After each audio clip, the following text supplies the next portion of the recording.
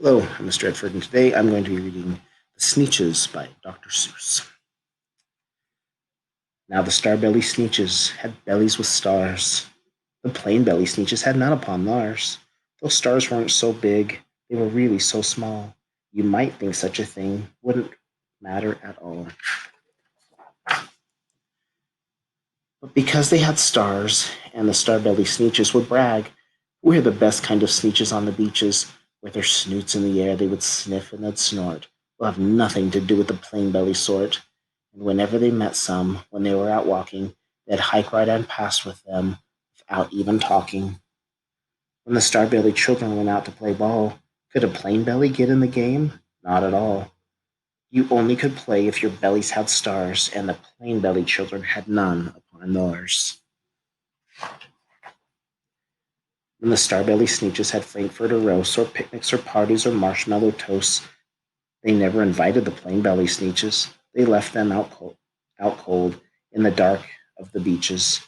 They kept them away, never let them come near, and that's how they were treated year after year. Then one day it seems, while the plain-belly Sneetches were moping and doping along on the beaches, just sitting there wishing their bellies had stars, a stranger zipped up in the strangest of cars. "My friends," he announced with a voice clear and keen, "my name is Sylvester McMonkey McBean, and I've heard of your troubles. I've heard you're unhappy, but I can fix that. I'm the fix-it-up chappie. I've come here to help you.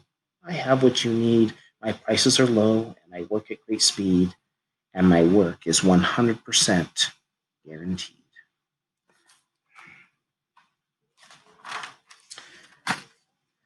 Then quickly Sylvester McMonkey McBean put together a very peculiar machine, and he said, "You want stars like the Starbelly Sneetch? My friends, you can have them for $3 each. Just pay me your money and hop right aboard." So they clambered inside, and the big machine roared, and it clonked, and it bonked, and it jerked, and it burnt, and it bopped them about. But the thing really worked. When the plain belly Sneetches popped out, they had stars. They actually did. They had stars upon theirs. They yelled at the ones who had stars at the start.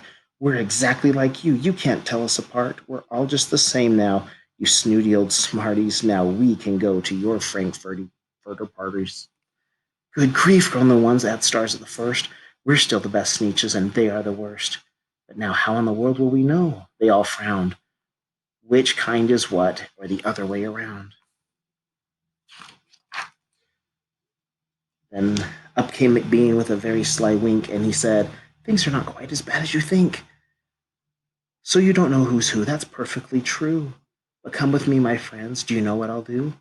I'll make you again the best Sneetches on the beaches, and all it will cost you is $10 eaches."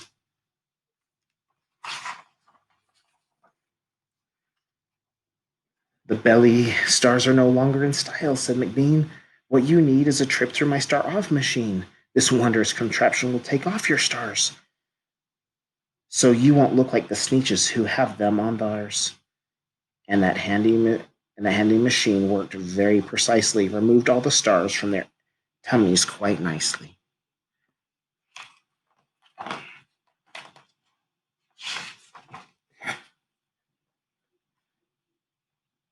Then, with snoots in the air, they paraded about, and they opened their beaks, and they let out a shout. "We know who is who. Now there isn't a doubt. The best kind of Sneetches, the Sneetches without." Then, of course, those with the stars got frightfully mad. To be wearing a star was frightfully bad. Was now frightfully bad. Then, of course, old Sylvester McMonkey McBean invited them into his star off machine. Then, of course, from then on, as you probably guess, things really got into a horrible mess. And the rest of the day, all those wild screaming beaches, the fix it up chappie kept fixing up Sneetches. Off again, on again, in again, out again. Through the machines they raced, round and about again, changing their stars every minute or two. They kept paying money, they kept running through, until neither plane nor the Starbelly knew whether this one was that one, or that one was this one, or which one was that one, or what one was who.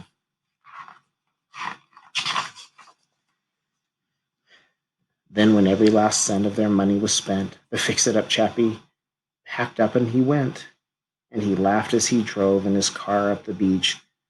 They never will learn. No, you can't teach a Sneetch.